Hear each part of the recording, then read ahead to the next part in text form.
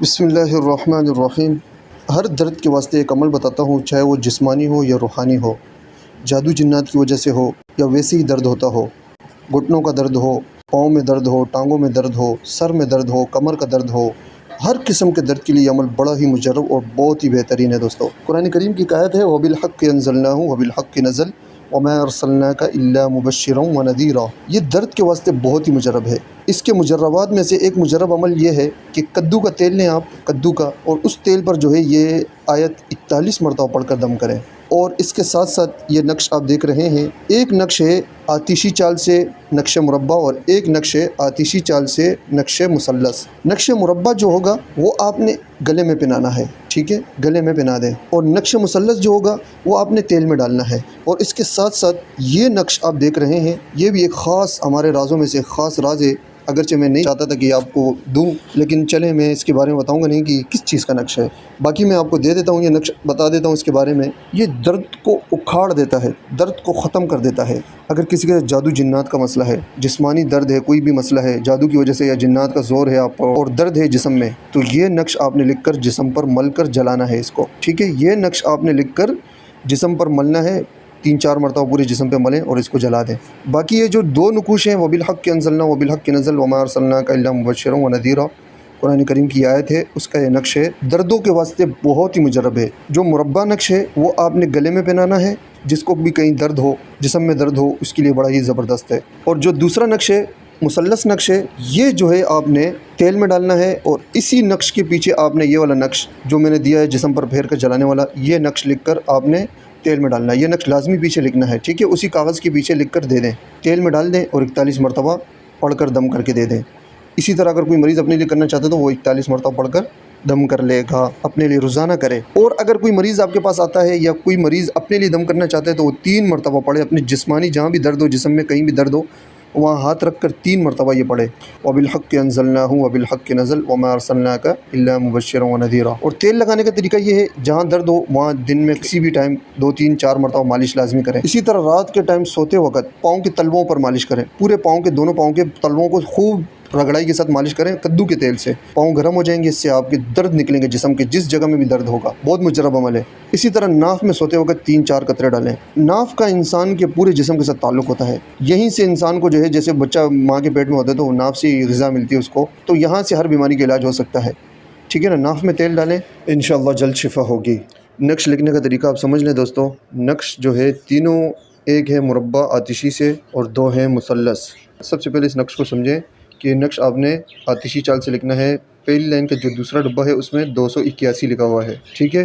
یہ جو 2 اردو والے اور انگلش والے جو نمبر میں نے ڈالے ہیں یہ آپ کو سمجھانے کے لیے ڈالے ہیں، باقی آپ نے جو ہے اردو والے یا انگلش والے ایک نمبر ڈالنے ہیں، دونوں نہیں ڈالنے، ٹھیک ہے۔ اردو والے ڈال لیں زیادہ بہتر ہے، ٹھیک ہے۔ 281 لکھیں، پھر تیسری لائن کے تیسرے ڈبے میں 282، اسی طرح ایک ایک ہندسہ بڑھا کر آپ نے 290، یعنی دوسری لائن کا دوسرا ڈبہ ہے 290 تک پہنچانا ہے۔ سب سے چھوٹے ہندسے سے شروع کرنا ہے، سب سے بڑے ہندسے پہ ختم کرنا ہے۔ اسی طرح یہ والا جو نقش ہے مثلث، اس کو جو ہے آپ نے آتشی چال سے لکھنا ہے 506۔ پہلی لائن کے دوسرے ڈبے میں دیکھیں 506 لکھا ہے، اس کے بعد تیسری لائن کے پہلے ڈبے میں 507 لکھا ہے، اس کے بعد دوسری لائن کے تیسرے ڈبے میں 508 لکھا ہے، اس کے بعد تیسری لائن کے تیسرے ڈبے میں 509 لکھا ہے۔ اسی طرح ایک ایک ہندسہ بڑھا کر آپ نے 515، دوسری لائن کے دوسرا ڈبہ ہے 515، اس میں ختم کرنا ہے اس نقش کو۔ تیسرا نقش آپ دیکھ لیں، اس کو بھی آپ نے آتشی چال سے لکھنا ہے، 375 سے شروع ہو رہا ہے، ٹھیک ہے۔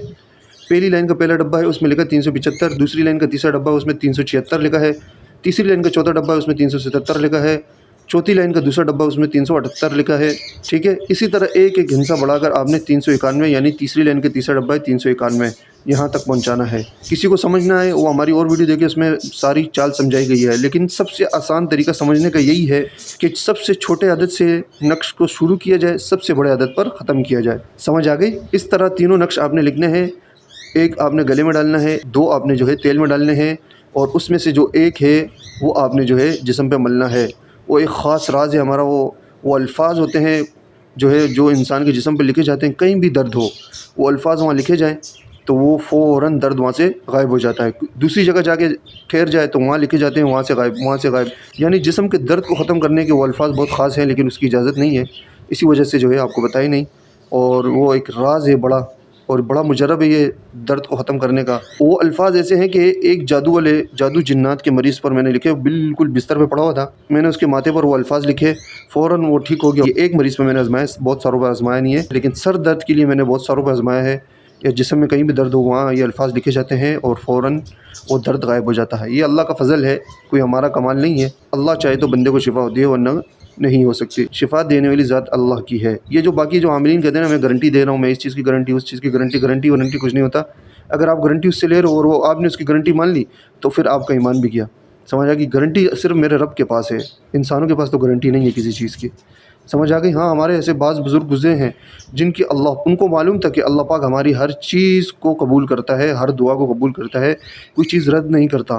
تو پھر وہ کوئی تعویذ دیتے تھے یا کوئی عمل کرتے تھے تو وہ پہلے کہتے تھے کہ 15 لاکھ دو، 20 لاکھ دو، 40 لاکھ دو، 1 کروڑ دو، پھر آپ کا کام کروں گا۔ پھر اس کا کام ہوتا بھی تھا، فوراً کام ہوتا تھا، کیونکہ ان کی دعائیں اللہ پاک قبول کرتے تھے۔ پھر ان کا یہ مسئلہ بھی تھا کہ وہ اپنے اولاد کو کہتے تھے کہ مجھ سے تھوڑا دور رہا کرو، ایسے نہیں آپ کوئی مستی کرو اور میرے منہ سے کوئی الفاظ نکل جائیں اور کوئی بدعا نکل جائے اور وہ اللہ قبول کر لیتے تمہارا بیڑا غرق ہو جائے گا۔ تو ایسا بھی ہے، ٹھیک ہے نا؟ ہمارے بہت سارے بزرگ ایسے گزرے جن کی دعائیں اللہ پاک رد نہیں کرتے تھے، قبول کرتے تھے، وہ جو سوچتے تھے وہی ہوتا تھا۔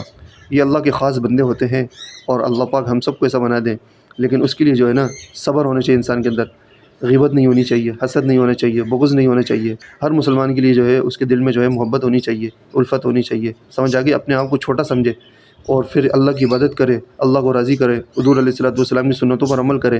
سمجھ آگے؟ یہ ساری چیزیں کرنی پڑتی ہیں، پھر اللہ راضی ہوتا ہے۔ اللہ تو ہر وقت راضی ہوتا ہے، اللہ تو غفور رحیم ہے۔ کہتے ہیں نا کہ پوری رات گناہوں کے سبب مجھے نیند نہیں آتی کہ میں نے اتنے سارے گناہ کر لیے اور سوچ کے نیند نہیں آئی، لیکن پھر ایک دم سوچا کہ اللہ کی ایک صفت تو رحیم بھی ہے، ہاں تو بس نیند آ گئی۔